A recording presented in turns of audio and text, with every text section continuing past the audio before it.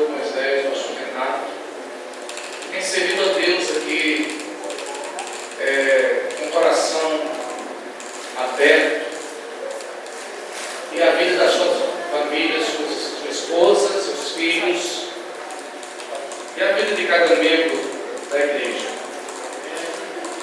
Como é bom estar com os irmãos, receber o carinho, prazer, os irmãos em nos receber aqui. Que Deus abençoe a cada um. Hoje eu passava lá em Saramataia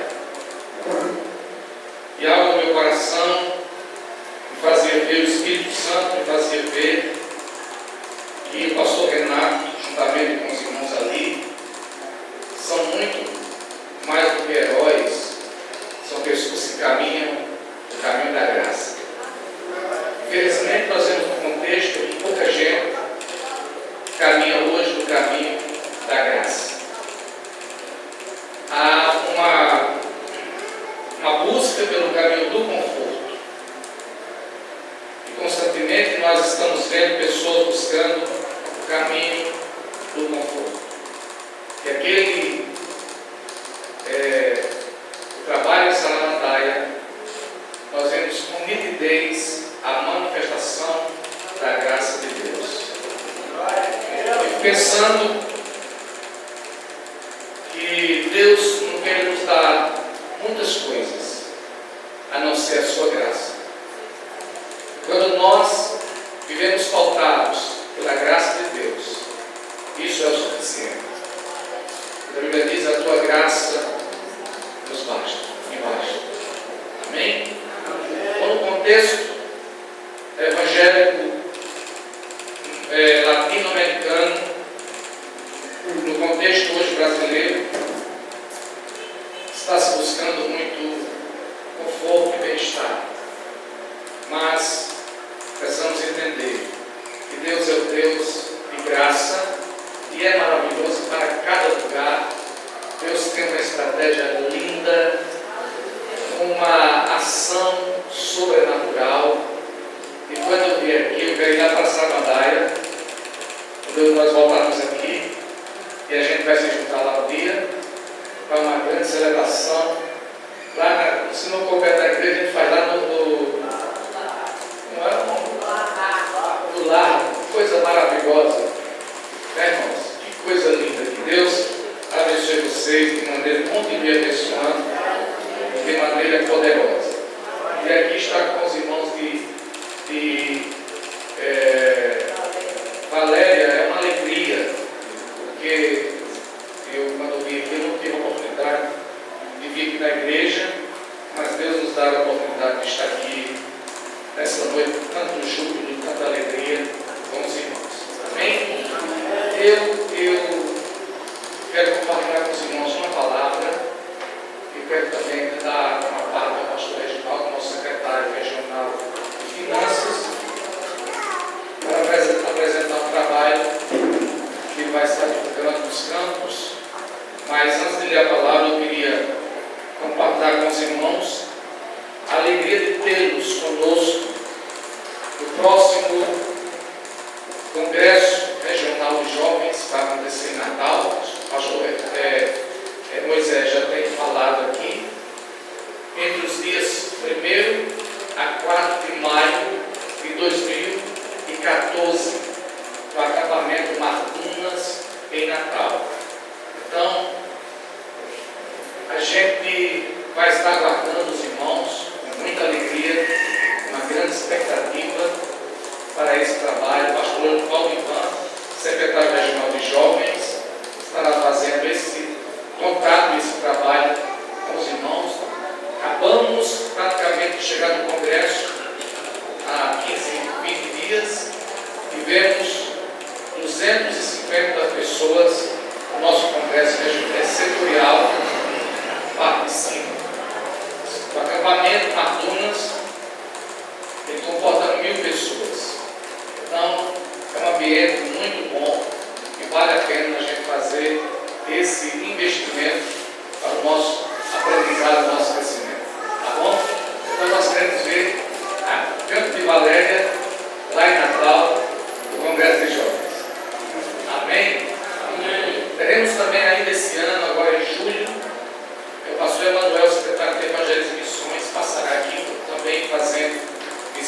campo, a UEVA, Escola de Vocacionados Avivalistas. A proposta é que cada campo mande no mínimo uma pessoa do campo para a cidade de Brejo dos Santos. Não é Brejo dos Santos, Ceará, é Brejo dos Santos, Paraíba.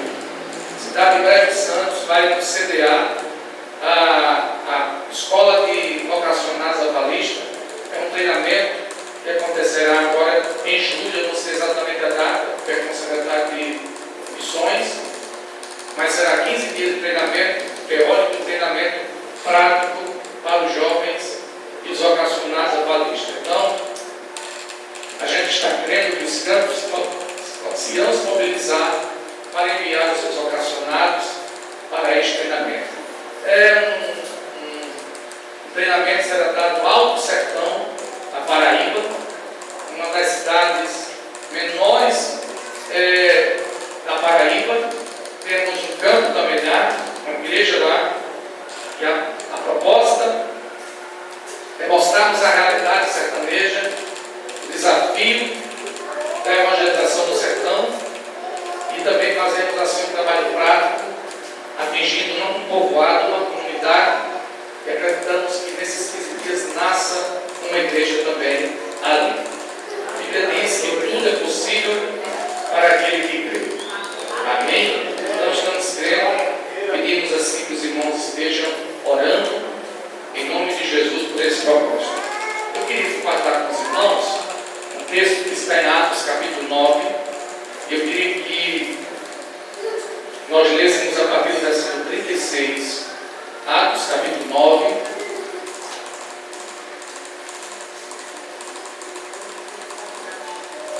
verso 36.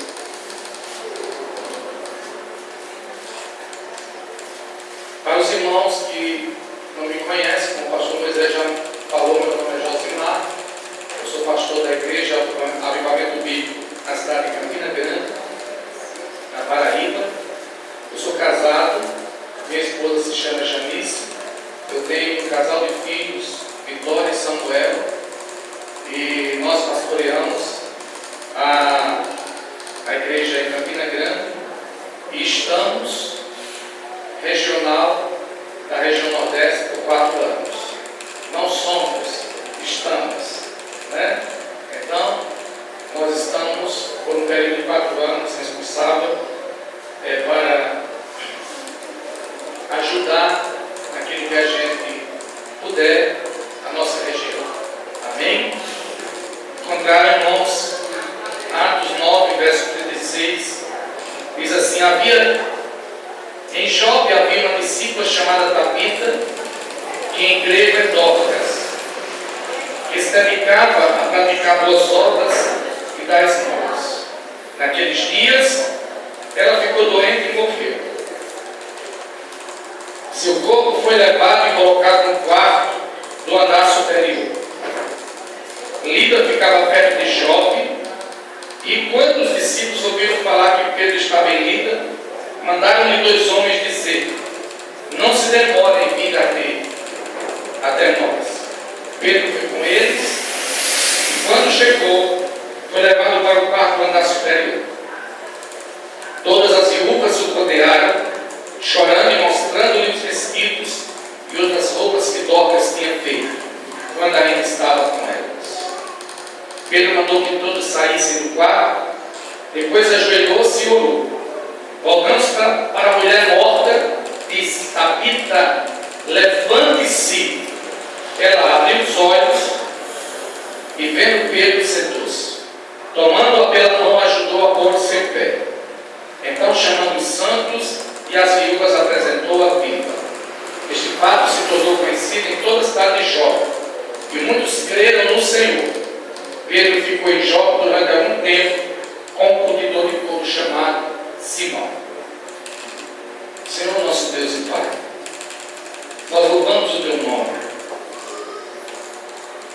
pela vida dos irmãos que aqui vieram, atenderam esse chamado, essa convocação,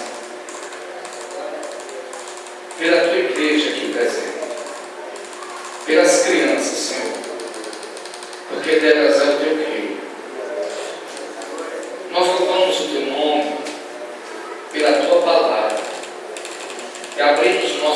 oração, diante da Tua palavra.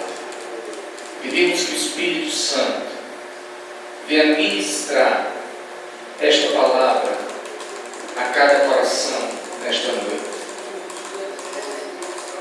Que nós, Senhor, sejamos fortalecidos para a glória do Teu nome, do Espírito, no nome santo de Jesus.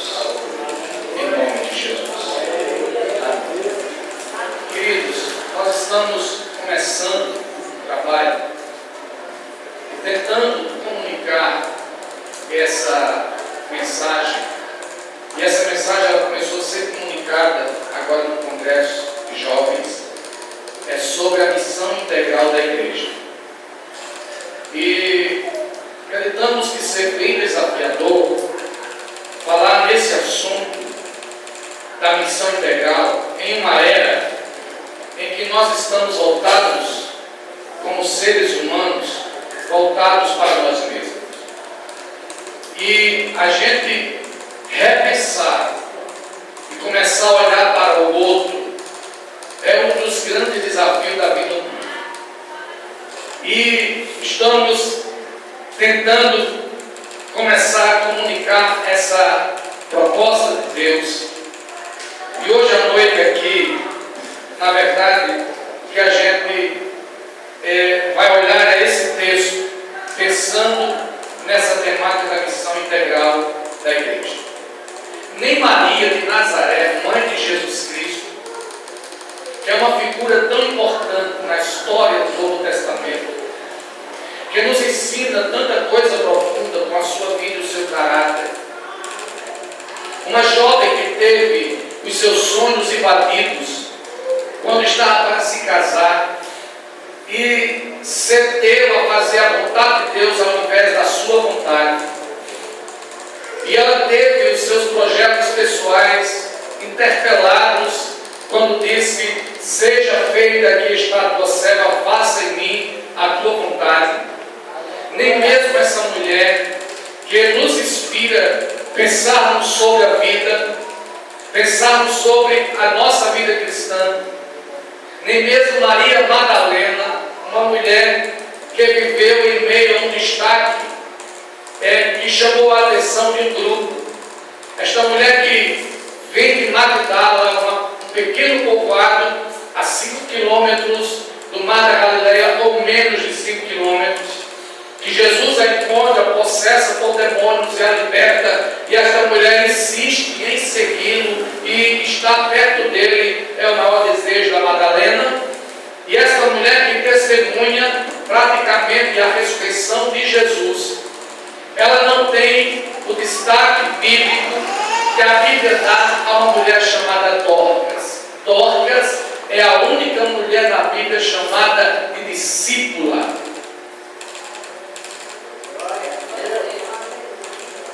Ela é fenomenal. Dorcas é extraordinária. Porque em um contexto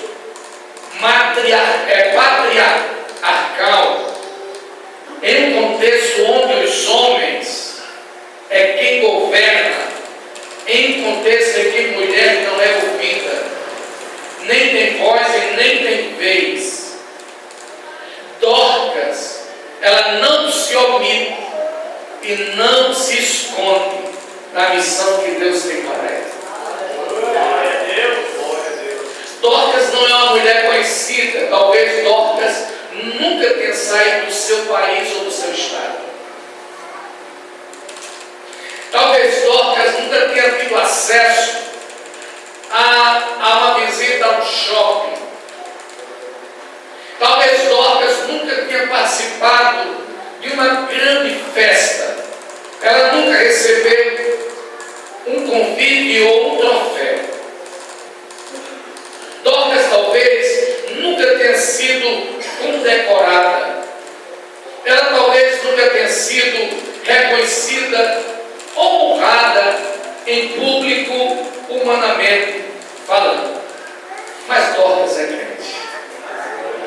E quem é crente faz a diferença.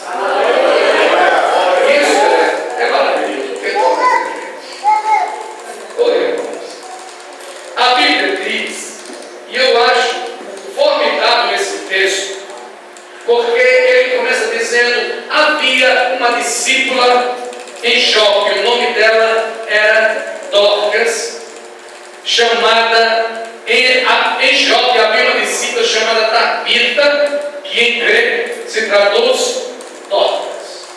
A Bíblia é um livro extremamente cheio de detalhes. E nós não temos a obrigação de pegar esse livro e lermos como lemos uma revista produzida por qualquer empresa, qualquer meio de comunicação. A Bíblia, ela é produzida e foi produzida pelo Espírito Santo no coração de pessoas que foram inspiradas por Deus. Então a Bíblia é um livro extremamente detalhista. Nós precisamos ter paciência quando olhamos para ele. Começa dizendo que em Jope, uma cidade que não era uma cidade, era uma comunidade de pescadores, que ainda está lá. Em Jope havia uma discípula chamada Tabita, que em grego quer dizer Dorcas. A primeira coisa que a Bíblia nos comunica aqui é que Dorcas não era uma pessoa extraterrestre. Dorcas não era um tipo de pessoa que está no processo de teletransportagem. Dorcas não é um alienígena, não é um ser de um outro planeta. Dorcas é gente que pisa no chão, que sabe o que são dores humanas. Dorcas sabe o que é sofrimento. Dorcas sabe o que é o contexto histórico, social, econômico do povo em que ela vive. Nós estamos vivendo em um tempo onde estamos buscando um processo de vivermos em um outro planeta. É um planeta imaginário. E isso, algumas pessoas buscam viver em um processo de teletransportagem e acham que isso é viver pela fé.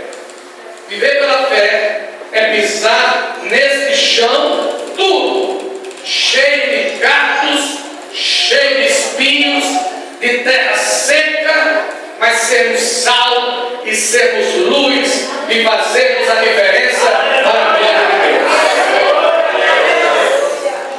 Nós não precisamos fugir da realidade em que nós vivemos, precisamos enfrentar ela em nome de Jesus de Nazaré. Então, Dorcas tinha cara, Dorcas era visível, Dorcas era tocável, Dorcas era sentível, Dorcas era comunicável, Dorcas tinha ouvidos. Quando alguém gritava, Dorcas era alguém que segurava alguém. Dorcas existia. Estamos vivendo num contexto, irmãos, de uma igreja que não tem cara. Numa igreja que está em Júpiter, ou em Marte, em Saturno, em Plutão, em alguma esfera. Uma igreja está tentando viver numa teletransportagem alienígena. Estamos vivendo numa igreja ausente, num contexto de igreja ausente, de igreja que nós não conseguimos tocar, nós não conseguimos vê-la, porque ela vive simplesmente para ela mesma. Dorcas não, Dorcas sozinha fez a diferença na sua comunidade para a glória de Deus. Amém. Queridos, nós estamos vendo um contexto de uma estação, de uma inflagem, de um movimento que infla, mas que não realiza, que não faz. E há pessoas que adentram aos templos para negociar com Deus, e elas sempre estão dizendo: me abençoe, porque eu ainda não consigo acreditar que você, Deus, me abençoou, e por isso eu estou dizendo: me abençoe.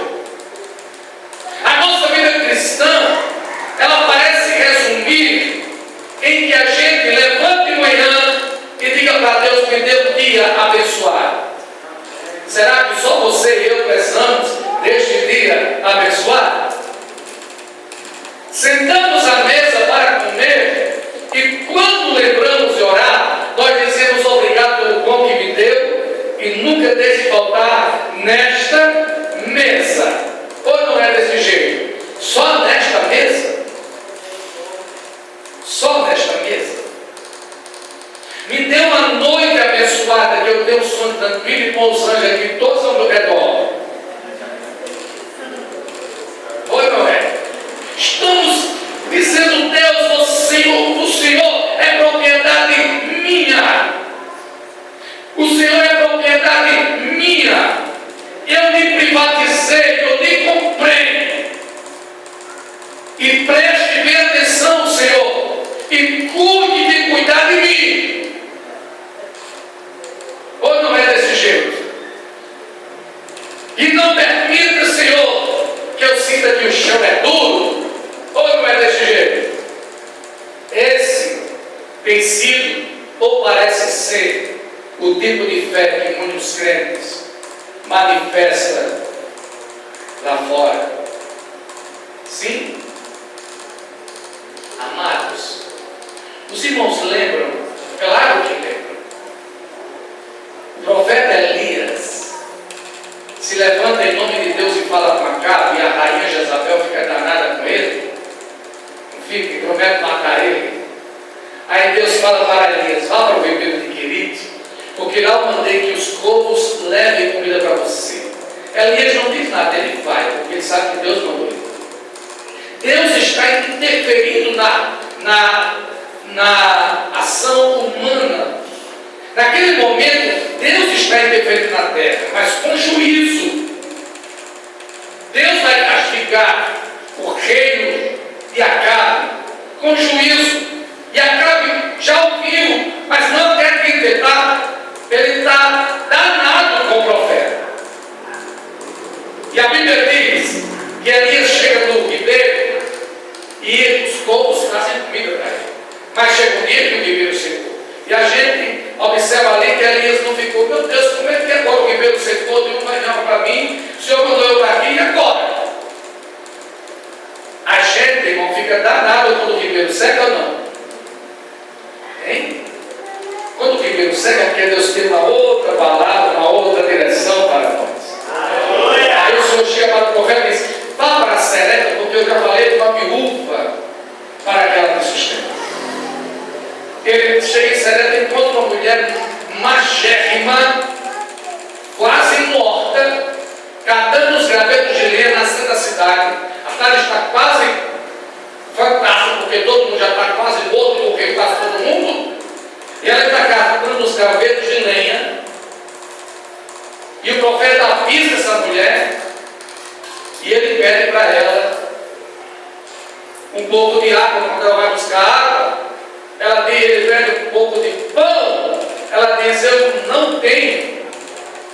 Juro pelo Senhor teu Deus que o que eu tenho é um punhado de farinha numa botija, numa panela e um pouco de azeite. Uma botija. Lembram disso?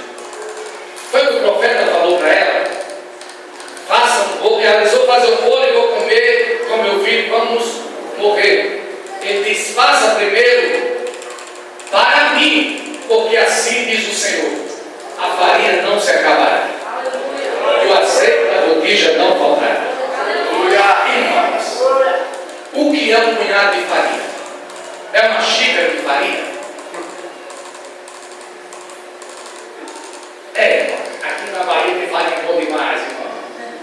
Quando eu volto, eu levo cada quilo de farinha para dar para os irmãos. O que é um punhado de farinha, irmãos? É uma xícara de farinha? Estou perguntando. É uma xícara de farinha? É um pires de farinha? É menos do que uma xícara? É menos do que um pires? Você faz isso com a mão, enche a mão. Quando você faz isso, se abre a mão, o que acontece? Cai ainda da farinha? Só fica a farinha que está na mão. Irmãos, quando a Bíblia fala dessa farinha que brotava da viúva, não estou falando dela é meu, farinha. Tem uma revelação por trás dessa. Só da igreja. A igreja é essa farinha que está na mão de Jesus. Na mão do sacrifício. Na mão que foi gravada. Ela está lá.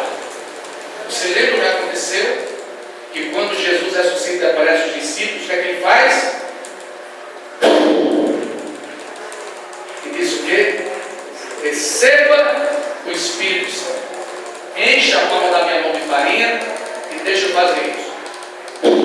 Pegar para você, irmão.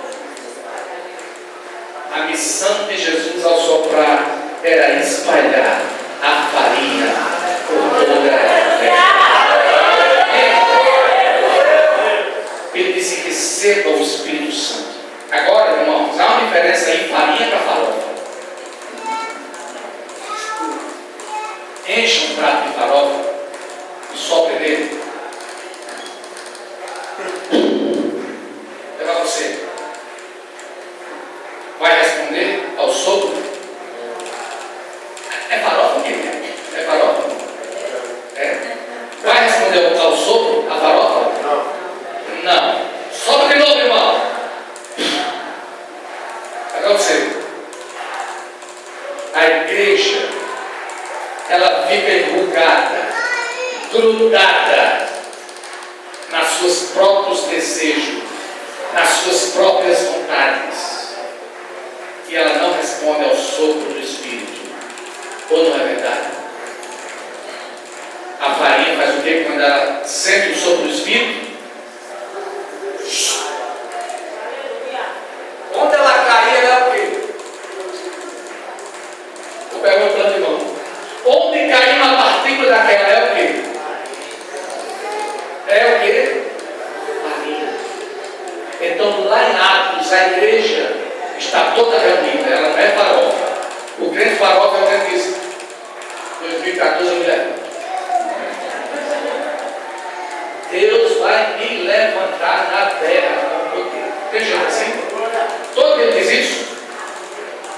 O crente farofa é aquele que diz: esse ano não, mas no próximo ano eu vou estar me arrebentar. Vou ganhar alma para Jesus, ninguém me segura. O crente farofa é aquele que diz: quando eu sair desse emprego, ou quando eu me aposentar, tá? O mundo vai ouvir a voz do profeta. Tem isso aqui, irmão? O mundo